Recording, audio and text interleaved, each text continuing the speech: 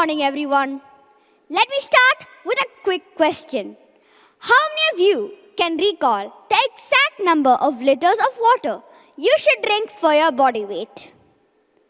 You see, today we have a lot to unpack when it comes to our health, and I want to dive into a simple yet powerful concept.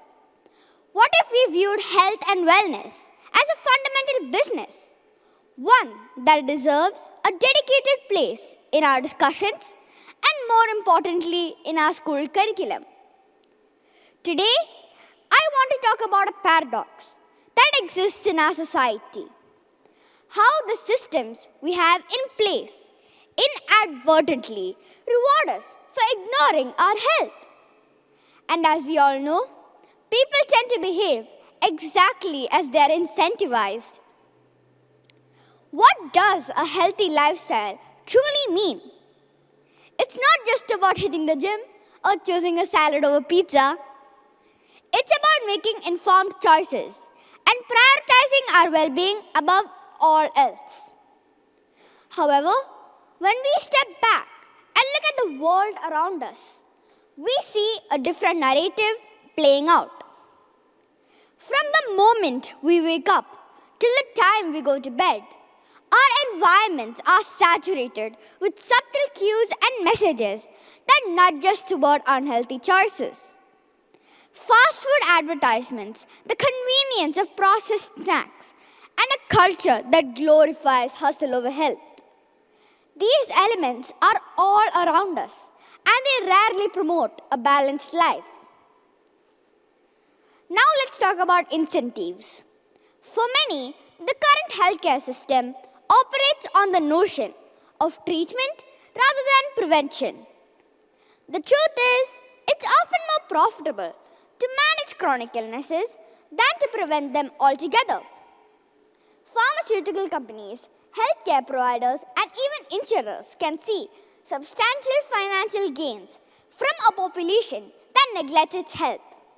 When people are unhealthy, the system thrives. Think about that for a moment. Now, think about us, the everyday individuals, overwhelmed with work commitments and life demands. We often prioritize short-term solutions. I'd like to share a personal story that underscores this issue. A few months ago, my mother, swamped with work and juggling multiple commitments, began neglecting her health. She relied on coffee to power through long nights, skipped meals, and turned to takeout instead of meal prepping. This continued until she experienced a wake-up call, a health warning that reverberated through our family. We realized our most critical asset, our health, was at risk, leading to problems that would only serve to benefit the very institutions meant to help us. To illustrate this, consider how we often celebrate busyness in our culture. We wear our stress and exhaustion as badges of honor, while the reality is that neglecting our health should be considered a failure, not a victory. The more we hustle, the more we are valued by the system, but the less we prioritize our well-being. Now imagine if we flipped the script. What if we started rewarding healthy behaviors?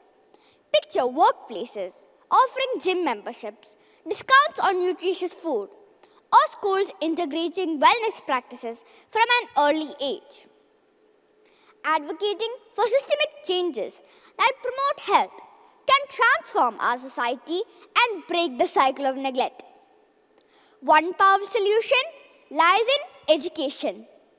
By weaving health literacy into our curricula, we can empower future generations to make informed choices. We can cultivate a culture where well-being is at the heart of our community. As I wrap up, let's reflect on the choices we make daily. Are we perpetuating a system that rewards neglect? Or are we becoming advocates for a healthier future? The power lies in our hands. Together, we can reshape the incentives guiding our lives and move toward a system that genuinely values health. Thank you.